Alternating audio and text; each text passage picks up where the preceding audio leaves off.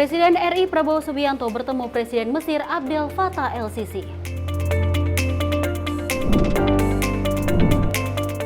Pemerintah resmikan rumah produksi bersama komoditas cabai.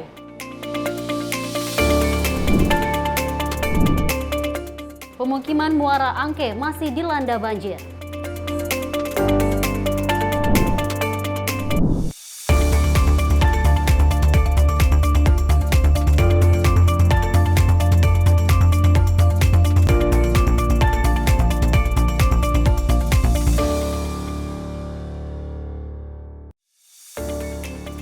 Halo, selamat malam pemirsa. Kembali kami hadir menyapa Anda dengan sejumlah informasi yang telah kami sediakan. Selain dari 4 informasi tadi, kami juga memiliki informasi lainnya terkait dengan persiapan pemerintah untuk menjelang Natal dan juga Tahun Baru 2025. Betul sekali, selain itu juga kami akan mengupdate informasi terkait dengan sejumlah agenda kegiatan dari Kabinet Merah Putih, Dewi. Bersama saya Dewi Manik. Dan saya Tiara Dianti, inilah Menyapa Malam selengkapnya.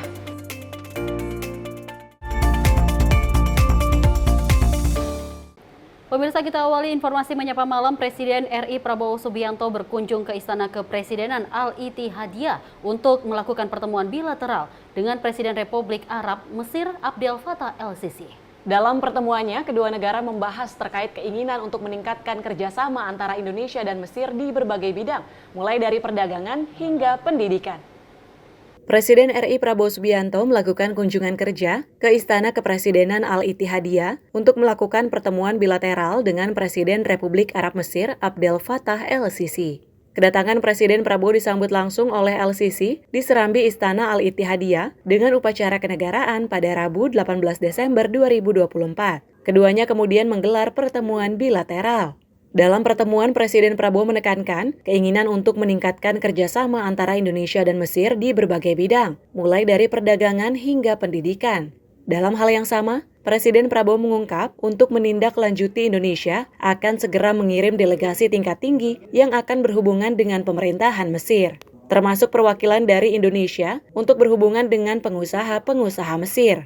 Di bidang bilateral kami memiliki hubungan yang baik, tapi kita ingin tingkatkan hubungan ini di bidang ekonomi, khususnya perdagangan, di bidang industri, teknologi, pendidikan, pariwisata, dan pertahanan.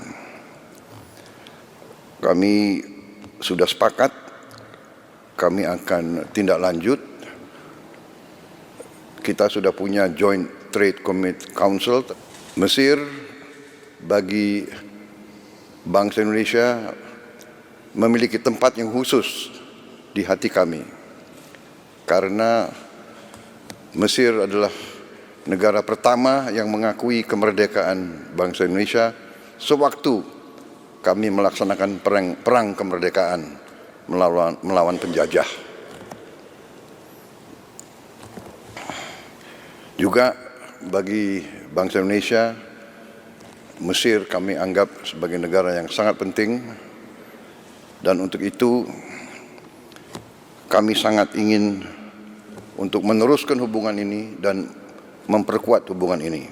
Presiden Prabowo juga berterima kasih kepada Mesir yang menjadi tempat lebih dari 15.000 mahasiswa Indonesia untuk menempuh pendidikan dan sebagian besarnya di Al-Azhar, Kairo. Kerjasama di bidang budaya juga turut disorot Prabowo, di mana Indonesia ingin memajukan pencaksilat asli Indonesia yang sekarang sudah digemari di Mesir. Di kesempatan yang sama, el-Sisi mengungkapkan dirinya senang dengan kunjungan Presiden Prabowo ini dan ia meyakinkan bahwa hubungan antar kedua negara sangat baik. Tim redaksi Sinpo TV melaporkan. Presiden Prabowo Subianto dan Presiden Republik Arab Mesir Abdel Fattah el-Sisi kompak menyuarakan gencatan senjata di Palestina. El-Sisi juga menyebutkan Mesir dan Indonesia memiliki sejumlah pandangan yang sama, khususnya soal konflik yang terjadi di Timur Tengah. Dalam pertemuan bilateral di Istana Kepresidenan Al-Ittihadiyah, Kairo, Mesir pada Rabu 18 Desember 2024, Presiden RI Prabowo Subianto dan Presiden Republik Arab Mesir Abdel Fattah el-Sisi kompak menyuarakan gencatan senjata di Palestina. El-Sisi menyebut Mesir dan Indonesia memiliki sejumlah pandangan yang sama, khususnya soal konflik yang terjadi di Timur Tengah. El-Sisi mengatakan dirinya dan Presiden Prabowo sama-sama mendorong gencatan senjata di Palestina. ليس بالقليل في مباحثاتنا اتكلمنا عن الأوضاع اللي بتمر بالمنطقة وأهمية يعني تخفيض حجم التصعيد اللي موجود في المنطقة. اتكلمنا على في سوريا على سبيل المثال أهمية أن يكون في عملية سياسية شاملة لا تقصي أحد خلال هذه المرحلة حتى يشارك فيها كل الأطياف والقوى اللي موجودة في سوريا. تكلمنا على أهمية وقف إطلاق النار في قطاع غزة وإدخال المساعدات وإطلاق سراح الرهائن، وأيضا أن حل القضية الفلسطينية. Tak hanya LCC, Presiden Prabowo juga mengatakan komitmen Indonesia dan Mesir untuk mendorong berakhirnya konflik di Palestina. Selain itu, Kepala Negara juga menyanjung langkah Mesir yang turut menggaungkan bantuan kemanusiaan untuk warga Gaza, Palestina. Kami sepakat untuk terus berjuang meningkatkan upaya mewujudkan perdamaian di Timur Tengah. Kami menganjurkan segera gencatan senjata di kawasan demi kemanusiaan. Adapun selain menyerukan keberpihakan pada Palestina, sejumlah kerjasama juga menjadi topik utama perjumpaan keduanya. Pada kesempatan tersebut, Presiden Prabowo menekankan keinginannya untuk menjalin hubungan lebih erat dengan Mesir melalui sejumlah bidang seperti perdagangan, budaya, hingga pendidikan. Tim Sinpo TV melaporkan. Pemirsa, Presiden Prabowo Subianto mengultimatum kepada para koruptor untuk bertaubat dan juga mengembalikan dana yang telah dicuri dari rakyat. Tak hanya itu, Presiden Prabowo juga sempat mewanti-wanti pihak-pihak yang telah menerima fasilitas dari negara untuk membayar kewajibannya serta menaati hukum yang ada. Presiden Republik Indonesia Prabowo Subianto mengadakan pertemuan hangat dengan mahasiswa Indonesia yang tengah menempuh pendidikan di Universitas Al-Azhar Kairo, Mesir pada Rabu 18 Desember 2024. Acara yang digelar di Al-Azhar Convention Center ini berlangsung dalam suasana akrab dan penuh inspirasi. Dalam sambutannya di hadapan hampir 2.000 mahasiswa yang hadir, Presiden Prabowo sempat bicara terkait korupsi di depan mahasiswa Indonesia di Kairo, Mesir. Prabowo meminta para koruptor untuk bertobat dan mengembalikan yang dicuri dari rakyat. Saya dalam minggu-minggu ini, bulan-bulan ini, saya dalam rangka memberi, apa istilahnya itu? Memberi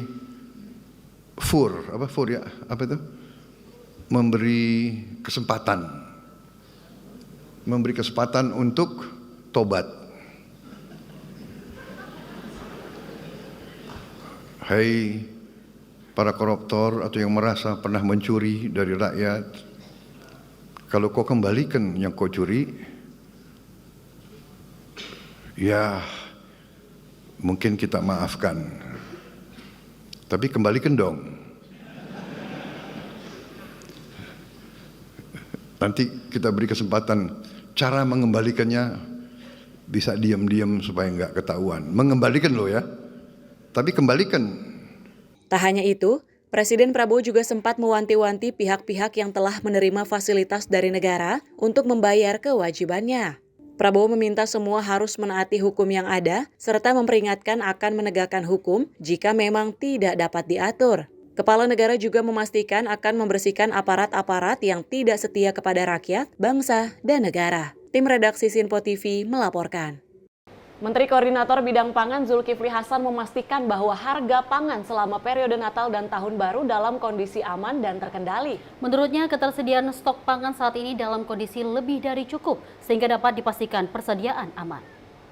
Kondisi stok pangan yang lebih dari cukup membuat pemerintah memutuskan untuk tidak melakukan impor pangan terhadap 4 komoditas, di antaranya beras, jagung, gula, dan garam pada tahun depan.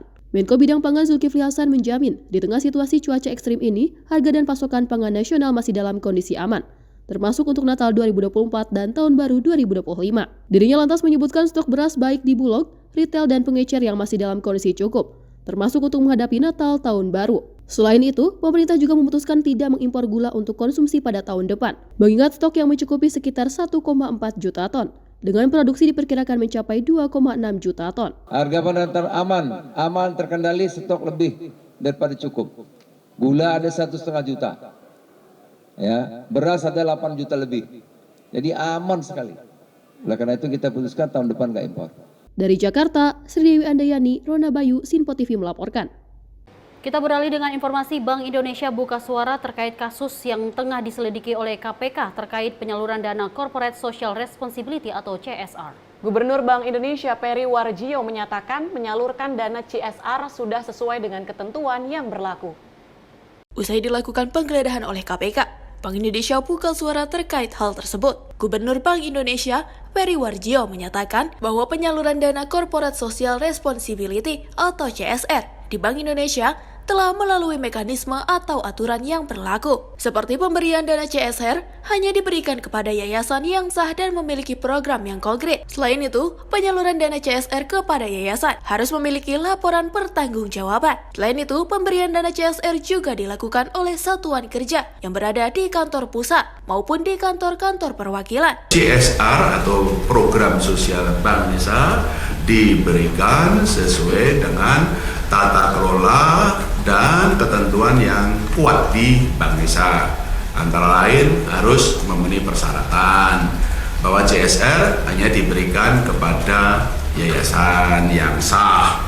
Dan itu kedua ada program kerja yang konkret dan juga ada pengecekan dan juga ada laporan pertanggungjawabannya oleh yayasan itu ada. Dan itu dilakukan melalui satuan kerja di kantor pusat maupun kantor-kantor perwakilan. Dalam statement sebelumnya saya juga sudah menyampaikan bahwa di mana Dewan Gubernur. Dewan Gubernur setiap tahun hanya membuat alokasi besarannya, yaitu melalui 3 pilar atau 3 bidang program. Satu adalah bidang pendidikan, khususnya mengenai beasiswa. Setiap tahun Bank Indonesia memberikan tambahan beasiswa kurang lebih 11 ribuan ya, 11.000. Jadi pendidikan beasiswa. Dan yang kedua adalah pemberdayaan ekonomi masyarakat, UMKM maupun yang lain-lain. Dan bidang yang ketiga adalah untuk ibadah sosial.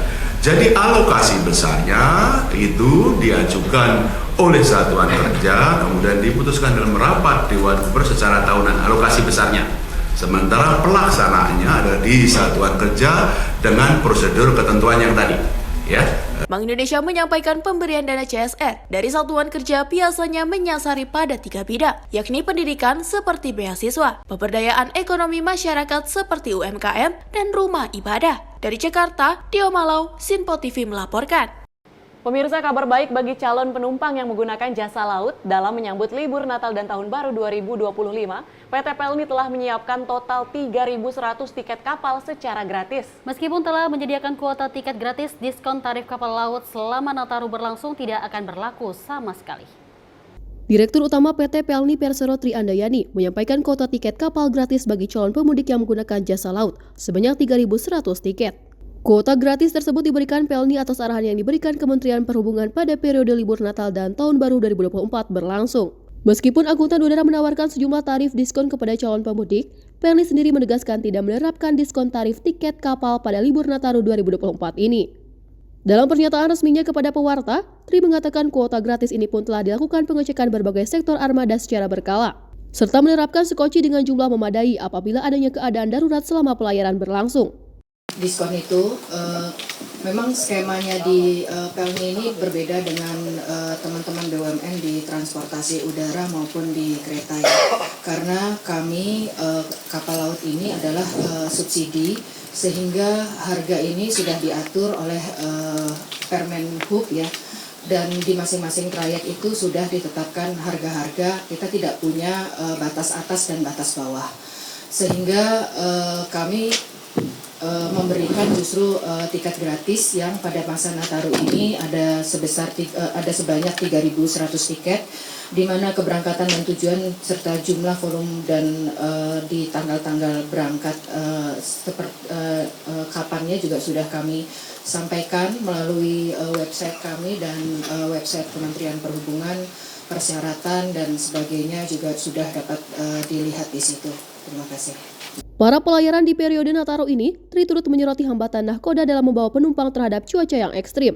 Cuaca yang dimaksud dirinya ialah adanya arah angin kencang dari barat ke timur. sehingga menyebabkan kapal-kapal menjadi lama untuk tiba di pelabuhan tujuan. Adapun dalam periode Nataru 2024 ini, total calon penumpang yang menggunakan jasa angkutan laut diperkirakan menyentuh angka 507.000 orang. Lebih dalam, langkah persediaan kuota gratis dan antisipasi keadaan darurat dilakukan Pelni guna memberikan kemudahan bagi para calon penumpang jasa angkutan laut untuk memanfaatkan periode libur ini. Dari Jakarta, Max, juru kamera Azizul Hakim, tim liputan Sinpo TV. Pemirsa, Menteri Dalam Negeri Tito Karnavian menyebutkan bahwa penggunaan anggaran dipakai untuk perjalanan dinas ataupun belanja yang tidak efisien. Tito Karnavian geram dengan anggaran lebih besar digunakan untuk rapat dan studi banding ketimbang untuk program untuk masyarakat, salah satunya penurunan stunting. Dalam acara penganugerahan APBD Awards dan Rakornas Keuangan Daerah 2024 pada Rabu 18 Desember 2024, dalam sambutannya, Menteri Dalam Negeri Tito Karnavian menyoroti adanya penggunaan anggaran di wilayah yang tidak efisien. Tito menyebut ada wilayah yang menganggarkan 10 miliar rupiah untuk penanganan stunting, namun sebagian besar justru habis untuk rapat dan studi banding. Dengan adanya temuan tersebut, Tito kemudian meminta kepada Dirjen Keuangan Daerah Kemendagri untuk mengawasi berbagai program yang menghabiskan anggaran besar. Anggaran dinas yang menjadi salah satu yang akan dipangkas. Semua nanti kita akan pelototi anggaran-anggaran perjalanan dinas ataupun belanja-belanja yang tidak efisien. Karena banyak yang nggak efisien. Ada program stunting, anggarannya 10 miliar. Rapat koordinasi, studi banding, lain-lain 6 miliar. Yang jadi makanan untuk ibu hamil sama anak-anak di bawah 2 tahun, itu 2 miliar. 2 miliarnya lagi evaluasi. Jadi anggaran stunting itu 2 miliar yang masuk ke perut. Yang lainnya studi banding. Dan ada lagi programnya terlalu banyak itu. Rapat dalam rangka penguatan. Ini rapat teknis penguatan. Saya bilang kapan kuat-kuatnya ini barang. Nah ini tolong dekat-dekat kepala daerah jangan dibohongin sama Sekda. Sama Bapeda, BPKAD. Ini mainnya di Bapeda sama BPKAD itu. Iya, jujur. Iya. Tolonglah mindset ini berubah. Karena kasihan rakyat. Kita ingin buat perubahan. Itulah angka pertumbuhan ekonomi nasional, itulah agregat dari angka pertumbuhan ekonomi daerah. Nah, Bapak Presiden mentarget 8%. Sebetulnya sangat bisa di samping program-program lain kalau semua daerah bergerak untuk menaikkan pertumbuhan ekonomi daerahnya masing-masing. Yang menyebut jika jumlah pendapatan daerah lebih banyak, namun belanjanya efisien, maka anggaran daerah akan lebih banyak tersalurkan kepada kegiatan masyarakat. Dengan begitu, daerah akan bangkit dan mandiri. Tito juga menyinggung, jika setiap daerah bergerak, maka pertumbuhan ekonomi daerah akan bergerak mencapai target 8%, seperti yang ditargetkan Presiden Prabowo Subianto. Tim redaksi Sinpo TV melaporkan. Menteri Koordinator Bidang Pangan Zulkifli Hasan meluruskan pernyataan pemerintah soal beras premium yang disebut-sebut akan dikenakan tarif PPN 12% per 1 Januari 2025. Julhas memastikan pemerintah tidak akan mengenakan PPN 12% untuk komoditas pangan yang termasuk beras premium dan juga medium, dan juga menurutnya akan dikenakan PPN 12% ialah beras jenis khusus. Menko Bidang Pangan Zulkifli Hasan menjelaskan, beras premium maupun beras medium tidak akan dikenakan pajak pertambahan nilai pada tahun depan. Zulhas menjelaskan PPN 12% hanya akan dikenakan pada jenis beras khusus. Namun dirinya tak merinci lebih lanjut mengenai kategori beras khusus yang dimaksud. Ketua Umum PAN ini juga menegaskan bahwa bahan pangan termasuk beras semestinya tak ikut terdampak kenaikan pajak. Meski begitu, sebelumnya pemerintah sempat mengumumkan bahwa beras premium termasuk dalam daftar barang mewah yang akan terkena PPN 12%. Pangan nggak ada, beras nggak ada. Nggak ada beras khusus maksudnya, bukan premium, enggak, iya. Ya. Udah, terima kasih ya, jelas. Jadi premium, medium enggak ada 12%. Terima kasih, selamat siang, Assalamualaikum. Dari Jakarta, Sri Dewi Andayani, Rona Bayu, Sinpo TV melaporkan. Sementara itu pemirsa, menjelang perayaan Natal dan menyambut Tahun Baru 2025 menjadi momen yang menggembirakan bagi Taman Safari Indonesia yang berada di Kabupaten Bogor, Jawa Barat. Taman Safari ini telah lahir bayi Golden Tiger, yaitu harimau asal India. Kelahiran harimau ini pun menjadi koleksi terbaru dan berencana diberikan nama Prabowo. Beginilah detik-detik lahirnya harimau asal India dengan bercorak emas atas biasa disebut Golden Tiger. Bayi tersebut lahir di dalam kandang yang berada di Taman Safari Indonesia yang berada di Kecamatan Cisarua, Kabupaten Bogor. Lahirnya bayi Golden Tiger ini menjadi koleksi terbaru Taman Safari Indonesia. Rencananya bayi Golden Tiger tersebut akan dinamai Prabowo, namun pihak Taman Safari akan berkomunikasi terlebih dahulu dengan Menteri Kehutanan Republik Indonesia Raja Juli Antoni. Lahirnya Golden Tiger ini menjadi momen langka dengan berwarna kuning keemasan yang baru dilahirkan induknya dan dirawat langsung di Rumah Sakit Satwa di area Taman Safari Indonesia. Taman Safari Indonesia masukin tahun baru ini dan Natal memang ada double berkat nih, Mbak. Berkat-berkatnya anugerah dari Tuhan kepada kami semuanya. Sehingga banyak sekali satwa-satwa yang baik yang karismatik atau langka yang melahirkan. Contohnya ada anak macan, harimau, anak singa, dan juga ada jaguar, dan juga anak primata tadi kita melihat, buah Jawa, lemur yang dari Madagaskar semuanya, dan lain-lain. Selain harimau India atau Golden Tiger, sejumlah satwa lainnya pun lahir bersamaan seperti singa, jaguar, primata, serta Madagaskar. Para bayi ini dilakukan perawatan usai dilahirkan secara normal oleh induknya dan dalam perawatan di Rumah Sakit Satwa milik Taman Safari Indonesia. Rencananya saat perayaan Natal dan menyambut Tahun Baru 2025, Taman Safari akan menampilkan koleksi terbarunya yang dilahirkan dan diperlihatkan ke wisatawan saat berkunjung mengisi hari libur akhir di Taman Safari Indonesia. Dari Bogor, tim kontributor Sinpo TV melaporkan. Usai jeda, Wamen UMKM mewujudkan ekosistem UMKM yang berdaya saing. Tetap di Menyapa Malam Sinpo TV.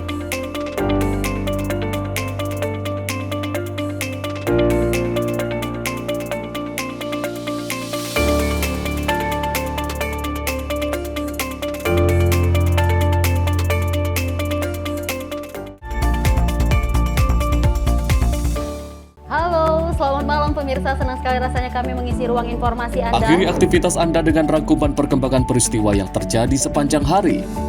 Sebelumnya kita saksikan ada sekitar 3.000 tamu undangan, sementara di Ibu Kota Nusantara ini ada sekitar 2.000 tamu undangan. Rangkaian informasi nasional dan mancanegara dirangkum sebagai penutup hari dalam Menyapa Malam.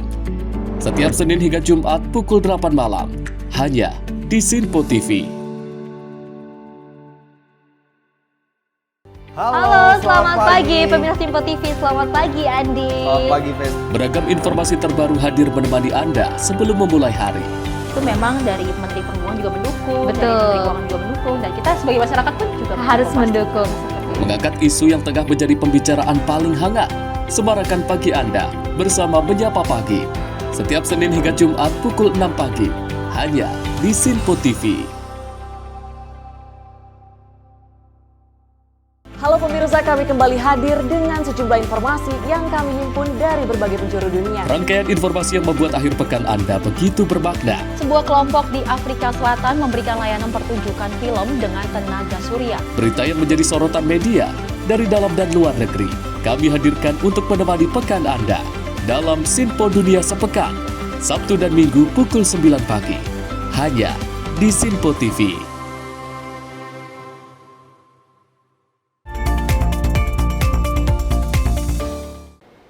Terima kasih Anda masih menyaksikan Menyapa Malam. Informasi kami lanjutkan. Menteri Pertahanan RI Syafri Samsudin menerima kunjungan kehormatan Duta Besar Rumania untuk RI di Kementerian Pertahanan pada Selasa kemarin. Kunjungan ini menandai komitmen kedua negara dalam memperkuat hubungan bilateral yang telah terjalin selama kurang lebih 75 tahun.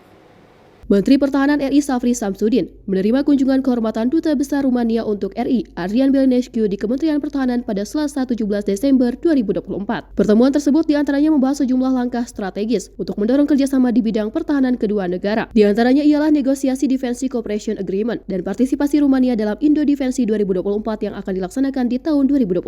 Melalui caption yang dibagikan dijelaskan bahwa Indonesia menyambut baik langkah-langkah positif ini, serta berharap kerjasama antara kedua negara dapat berkembang demi kemakmuran dan keamanan bersama. Dari Jakarta, tim redaksi Sinpo TV melaporkan. Sementara itu pemirsa, Menteri Usaha Mikro, Kecil dan Menengah RI Maman Abdurrahman ini menghadiri acara penganugerahan penghargaan Jamkrida Award 2024 di Jakarta pada Rabu kemarin. Dalam kesempatan itu, Menteri UMKM RI menekankan bahwa Lembaga Penjaminan Kredit Daerah atau Jamkrida memiliki peran strategis dalam pemberdayaan UMKM.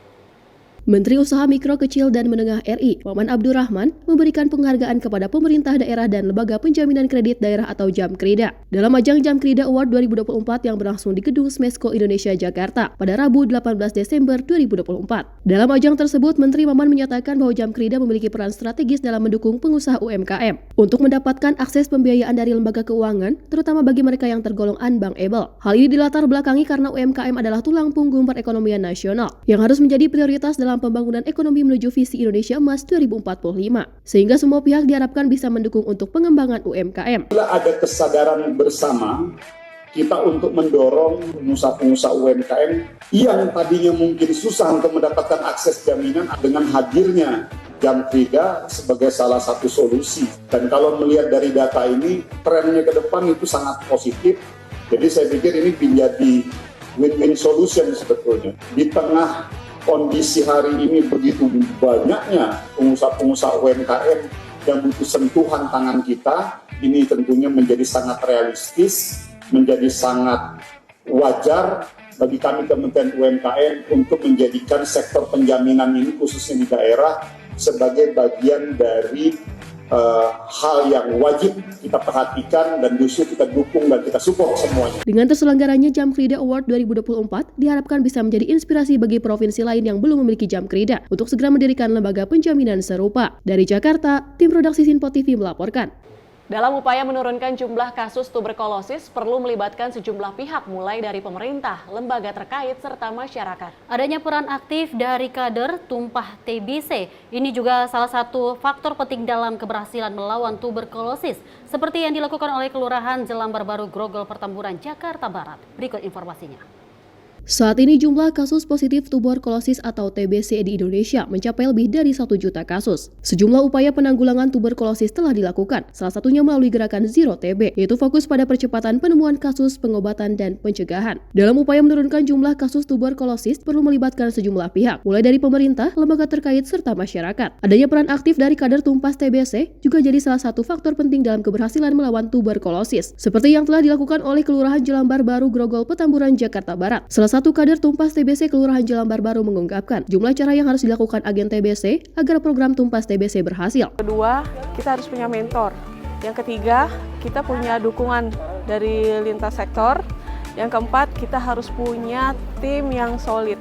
Yang kelima, kita harus punya tempat atau wadah untuk sharing segala masalah. Melalui video yang dibagikan di akun sosial media Instagram @kemenkes_RI, salah satu pasien TBC Hamidah menyatakan terima kasih atas perhatian yang diberikan kader kepada dirinya serta pemantauan yang rutin dilakukan. Terima kasih Bu Kader, saya diobatin sampai dipantau terus saya sore, pagi, siang minumnya, susunya yang ngasih, yang ngontrol terus ke sini sore pagi. Dari Jakarta, tim redaksi Sinpo TV melaporkan. Pemirsa, Wakil Menteri UMKM Helvi Morazain berdialog bersama pengusaha UMKM dalam acara Entrepreneur Hub atau IHUB di Tangerang Selatan pada Senin kemarin. Wamen UMKM menegaskan bahwa IHUB adalah bentuk nyata sinergi antara pemerintah pusat, pemerintah daerah, universitas, dan komunitas. Wakil Menteri Usaha Mikro, Kecil, dan Menengah Helvi Moraza berdialog bersama pengusaha UMKM dalam acara Entrepreneur Hub atau IHUB Tangerang Raya Sesi 2 di Tangerang Selatan pada Senin 16 Desember 2024. Dalam sambutannya, Wamen UMKM menegaskan bahwa IHUB adalah bentuk nyata sinergi antara pemerintah pusat, pemerintah daerah, universitas, dan komunitas. Sebagai ruang kolaborasi, IHUB hadir untuk memperkuat kapasitas kewirausahaan melalui pembekalan dari mentor dan pelatihan profesional. Wamen UMKM menyatakan akan mendorong IHUB dengan harapan bahwa lembaga perguruan tinggi akan mengadakan studi terkait bagaimana mengembangkan minat wirausaha. Tolong banget, tolong sangat kepada Pemda yang baru untuk merumuskan kebijakan UMKM-nya lewat kepala dinasnya, sehingga nanti kita bisa berdiskusi bersama. Ini juga menyangkut hajat hidup orang banyak, dan kebanyakan di antaranya itu adalah punya bakat wirausaha. Jadi jangan sampai bakat-bakat ini itu terkendala, tidak dapat fasilitasi. Kami siap hadir untuk Bapak Ibu para pimpinan daerah dengan metode penelitian bersama atau bagaimana perumusan solusi bersama terhadap masalah UMKM ini. Wamen UMKM juga mengajak seluruh pihak terkait untuk mendorong UMKM tumbuh bersama, maju bersama, dan jaya bersama, serta bersama wujudkan ekosistem UMKM yang tangguh dan berdaya saing. Tim Redaksi Sinpo TV melaporkan. Menteri Kehutanan Raja Juli Antoni bertemu dengan Menteri Perencanaan Pembangunan Nasional Rahmat Pambudi pada Selasa kemarin. Pertemuan tersebut membahas sejumlah program untuk memperkuat ide dan juga gagasan hutan sebagai cadangan pangan, energi, dan juga air.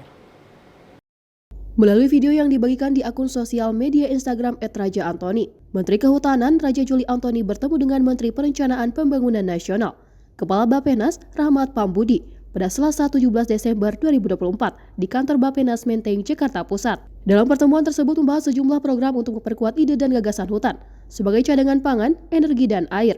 Menhut menjelaskan pentingnya langkah ini untuk mendukung visi besar pemerintah dalam mencapai kemandirian pangan dan energi, di mana visi besar ini sejalan dengan arahan Presiden Prabowo Subianto tentang bagaimana Indonesia bisa sesegera mungkin swasembada pangan dan energi.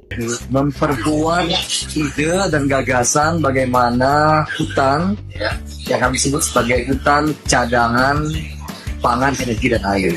Ini adalah visi besar Pak Prabowo, janji dari Pak Prabowo, bagaimana kemudian sesegera mungkin Indonesia bisa swasembada pangan dan energi. Salah satu potensi yang diidentifikasi oleh beliau dan saya coba follow secara serius itu adalah memaksimalkan potensi hutan untuk cadangan pangan, energi. Lebih lanjut, Menhut berharap dengan adanya dukungan dari Bappenas, sejumlah program yang dikemukakan oleh Kemenhut dalam pertemuan tersebut bisa menjadi program strategis nasional atau PSN. Dari Jakarta, tim redaksi Sinpo TV melaporkan. Kita beralih dengan informasi Terminal Baranang Siang Bogor terpantau masih sepi, belum terlihat adanya peningkatan jumlah penumpang. Sejak Kamis pagi tidak banyak penumpang yang berdatangan, tak ada antrian di loket dan pintu masuk bus.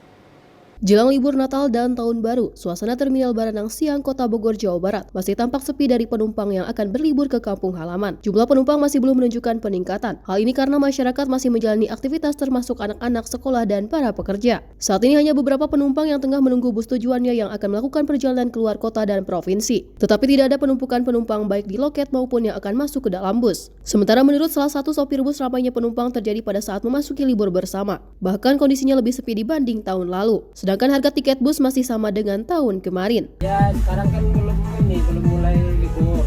Jadi besok kalau udah mulai libur kayaknya rame. Oh, karena belum libur. Tapi sama tahun kemarin beda nggak Pak? Ya beda lah. Tahun kemarin lah rame. Lebih rame. Ya. Untuk hari ini mungkin masih dini ya. Tapi untuk kemarin itu masih normal seperti hari biasa. Sedangkan hari ini kita masih akan menginput, tapi akan diketahui besok hari untuk hari ini. Kepala Terminal Baranang Siang Moses mengatakan, untuk saat ini belum ada peningkatan penumpang yang datang maupun yang berangkat di terminal ini dibanding hari biasanya. Sementara penumpang yang akan berangkat didominasi tujuan masih dalam Provinsi Jawa Barat dan Jawa Tengah maupun Sumatera. Dari Kota Bogor, kontributor Sinpo TV melaporkan. Wakil Menteri UMKM RI Helvi Muraza meresmikan Rumah Produksi Bersama atau RPB Komoditas Cabai di Kabupaten Batubara, Sumatera Utara, Rabu kemarin. Menurut Wamen UMKM, pendirian RPB ini juga sejalan dengan 4 program pokok Presiden Prabowo Subianto, antara lain makan bergizi gratis, ketahanan pangan, dan juga ketahanan energi, serta hilirisasi. Wakil Menteri UMKM RI, Helvi Muraza, meresmikan Rumah Produksi Bersama atau RPB Komoditas Cabai di Kabupaten Batubara, Sumatera Utara pada Rabu 18 Desember 2024. Hal ini dilakukan sebagai upaya menjawab masalah yang dihadapi para petani cabai di wilayah Sumatera Utara. RPB Cabai menjadi salah satu major project pengolahan terpadu UMKM yang dibangun sebagai upaya pemerintah dalam pengendalian inflasi, khususnya pada cabai yang merupakan komoditas strategis nasional, serta mempengaruhi inflasi baik secara nasional maupun di daerah. Menurut Wamen UMKM, pendirian RPB ini juga sejalan dengan 4 program pokok Presiden Prabowo Subianto, antara lain makanan bergizi gratis, ketahanan pangan, ketahanan energi, serta hilirisasi, di mana RPB ini menjalankan fungsi hilirisasi cabai agar tidak berhenti dijual mentah, melainkan juga diolah untuk menambah nilai jualnya.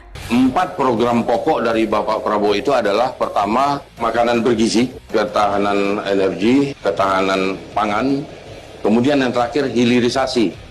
Nah, hilirisasi ini juga menyangkut diversifikasi produk, yang mana cabai itu di samping berfungsi sebagai cabai, di daerah lain sudah banyak dikembangkan jadi makanan snack, bumbu-bumbu halus atau hal-hal lain yang menyangkut kepada industri makanan cemilan. Kemudian kami yakini dengan adanya RPB ini, para petani cabai sudah tidak ragu lagi menanam cabainya. Tinggal bagaimana meningkatkan kualitas cabai itu sehingga ketika kualitas cabai itu meningkat, tentu harga pengambilan juga meningkat, mengakibatkan kesejahteraan petani cabai juga meningkat juga. Lebih lanjut, Wamen Helvi mengajak seluruh stakeholder untuk bersama-sama meningkatkan kesejahteraan petani melalui RPB ini. Wamen UMKM juga berharap agar semua warga Kabupaten Batubara makmur dengan potensi lokalnya. Tim redaksi Sinpo TV melaporkan. Pemirsa, Menteri Koordinator Bidang Pangan Zulkifli Hasan melantik 8 pejabat pemimpin tinggi Madya atau Eselon 1 di lingkungan Kemenkopangan di Gedung Graha Mandiri Lantai 5 Jakarta Pusat. Usai melantik para pejabat Eselon 1 tersebut, Zulhas memastikan Kemenko Bidang Pangan akan langsung bekerja maraton untuk mengejar target program swasembada pangan. Menko Bidang Pangan Zulkifli Hasan mengatakan, pihaknya sudah mulai melakukan kerja keras sejak Kemenko Pangan dibentuk melalui Peraturan Presiden atau Perpres nomor 139 tahun 2024 tentang penataan tugas dan fungsi Kementerian Negara Kabinet Merah Putih periode tahun 2024-2029. Zulhas menegaskan Kemenko Pangan akan langsung bekerja secara maraton untuk mengejar target swasembada pangan pada 2027 dan berhenti melakukan impor beras, gula dan garam pada 2025 nanti. Sementara itu, mulai pekan depan, Zulhas menyampaikan bahwa Kemenko Pangan akan melakukan kunjungan kerja ke berbagai daerah untuk melakukan rapat koordinasi. Ya, semangat kita sekarang kan tidak impor, semangat kita swasembada. Jadi kita bekerja dulu, jangan nyerah dulu, bekerja dulu. Oleh karena itu kemarin kita sudah putuskan, kita tahun depan sudah putuskan tidak impor beras, tidak impor gula, tidak impor garam, tidak impor jagung. Kami meyakini bahwa swasembada pangan yang ditetapkan 2027 insya Allah bisa kita capai dengan kerjasama yang kuat. Dari Jakarta, Sri Dewi Andayani, Ronda Bayu, Sinpo TV melaporkan. Pemirsa, jangan kemana-mana, usai jeda kami akan menghadirkan informasi terkait dengan peristiwa evakuasi orang hutan dari banjir Kalimantan Tengah. Selengkapnya usai jeda. Tetap di Menyapa Malam Sinpo TV.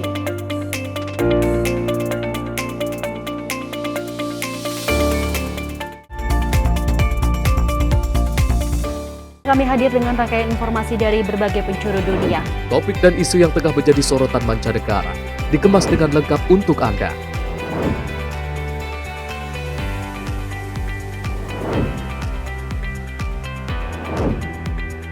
Peristiwa penting yang terjadi dari berbagai belahan dunia kini hadir dalam Sinpo Dunia setiap Senin hingga Jumat pukul 7:30 malam hanya di Sinpo TV.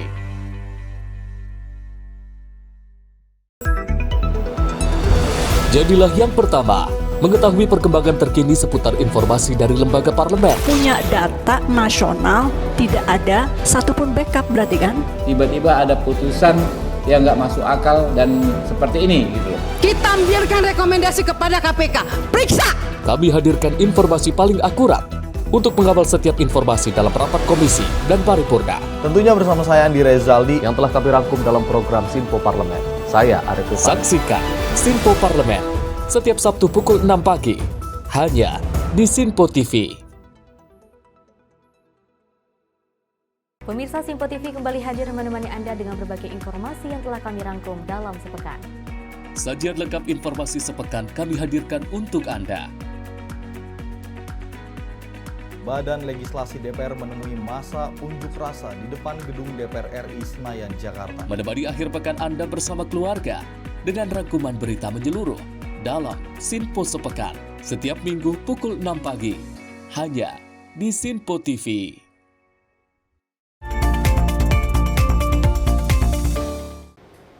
Terima kasih pemirsa, Anda kembali menyaksikan Menyapa Malam dan kita lanjut informasi. Seorang remaja asal Nganjuk terseret arus ke tengah laut dan juga diduga masuk ke area palung laut Pantai Parangtritis, Yogyakarta pada Rabu siang. Petugas SAR yang ada di lokasi langsung menyelamatkan remaja tersebut dan memberikan pertolongan medis. Dalam video terlihat seorang remaja 14 tahun terseret arus balik di Pantai Parangtritis, Kabupaten Bantul, Yogyakarta pada Rabu siang.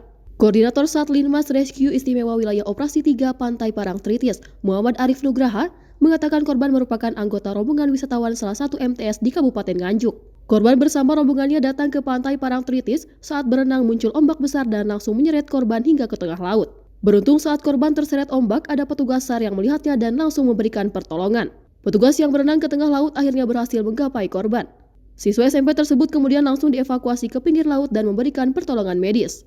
Setelah beberapa waktu, pelajar sudah dalam kondisi sadar dan kembali ke rombongan.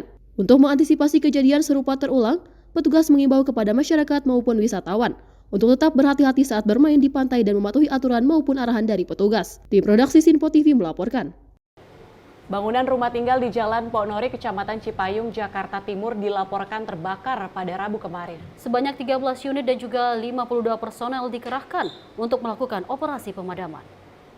Berdasarkan video yang diunggah di akun sosial media Instagram @humasjackfire, telah terjadi kebakaran bangunan rumah tinggal di Jalan Ponori nomor 52, Kelurahan Bambu Apus, Kecamatan Cipayung, Jakarta Timur, pada Rabu 18 Desember 2024. Menindaklanjuti adanya laporan kebakaran, sejumlah unit dan personel dikerahkan menuju lokasi kejadian kebakaran. Operasi pemadaman dimulai pukul 10.55 WIB. Kemudian pukul 11.15 WIB, petugas pemadam Jakarta berhasil melokalisir perambatan api. Selanjutnya proses pemadam masuk ke tahap pendinginan untuk mengurai material yang mudah terbakar, agar tidak menyisakan api maupun asap. Setelah mengerahkan 13 unit dan 52 personel, pada pukul 12.02 WIB, operasi pemadaman dinyatakan selesai. Dari Jakarta, tim redaksi Sinpo TV melaporkan.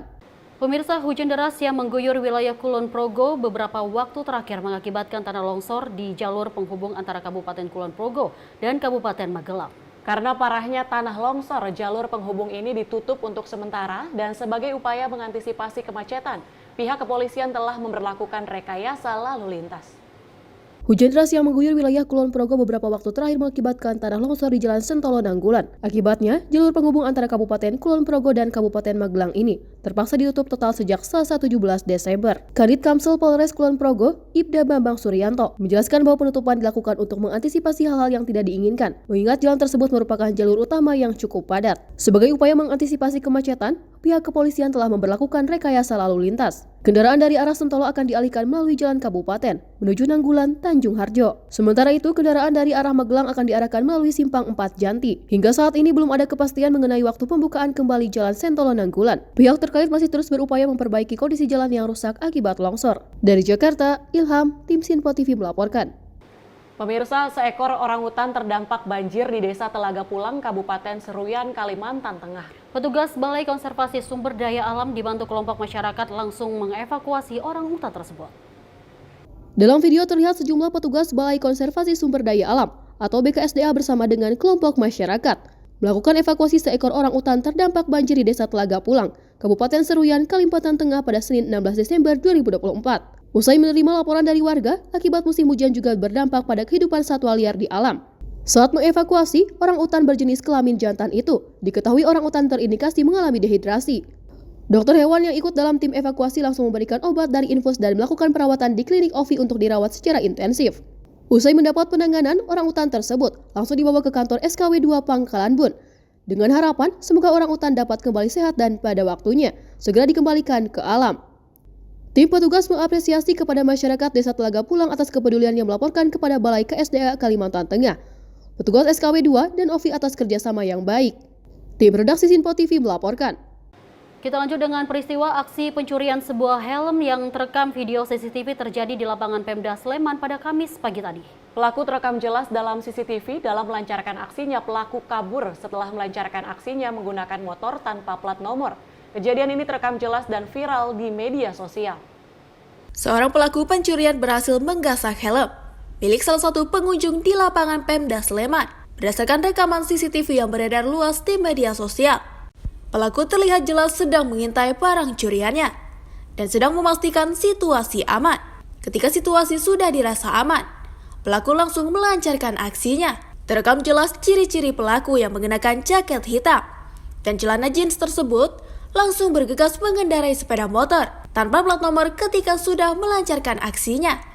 Pihak kepolisian setempat telah menerima laporan terkait kejadian ini dan tengah melakukan penyelidikan lebih lanjut. Warga yang memiliki informasi mengenai pelaku diharapkan segera melapor ke pihak kepolisian. Dari Jakarta, Ilham, tim Sinpo TV melaporkan. Hingga Kamis sore, banjirop yang melanda kawasan Muara Angke, Jakarta Utara masih menggenangi sebagian wilayah pemukiman warga. Meski ketinggian air sudah berkurang, namun aktivitas warga dan mobilitas kendaraan di wilayah tersebut masih terhambat. Pemirsa, sudah hampir sepekan berlalu dan sejak Jumat 13 Desember 2024 banjir di wilayah Muara Angke, Pluit, Jakarta Utara masih terus melanda di wilayah warga. Dan di tempat saya berdiri saat ini bisa dilihat di layar kaca Anda.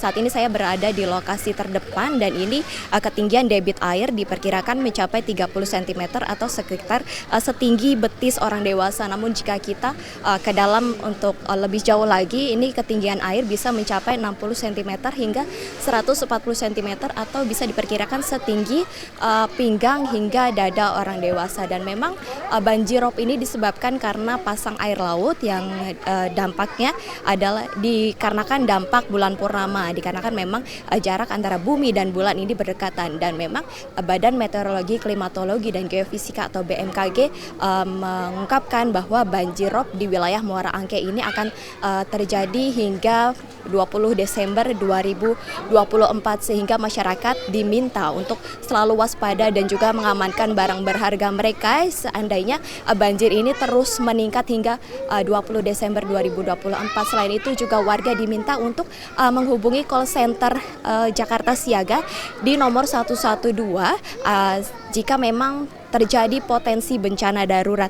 Dan selain itu memang arus air di sekitar Muara Angke pada hari ini arus air mulai deras pada pukul 11 siang begitu. Dan memang tadi kalau kita sudah bicara dengan warga sekitar begitu, warga menyampaikan bahwa air ini akan terus menggenang hingga diperkirakan pada pukul 6 sore bahkan bisa hingga malam hari seperti itu. Dan memang hingga kini warga lebih memilih untuk tetap tinggal di rumahnya masing-masing dibandingkan mengungsi, karena selain tempat pengungsian yang jauh, mereka juga terkendala beraktivitas dan tidak enak meninggalkan rumahnya begitu, dikarenakan memang takut terjadi potensi banjir yang lebih besar. Dan juga meski demikian, warga setelah menerima bantuan dari Dinas Sosial dan juga Pemprov DKI Jakarta dan juga dari kecamatan dan kelurahan setempat berupa makanan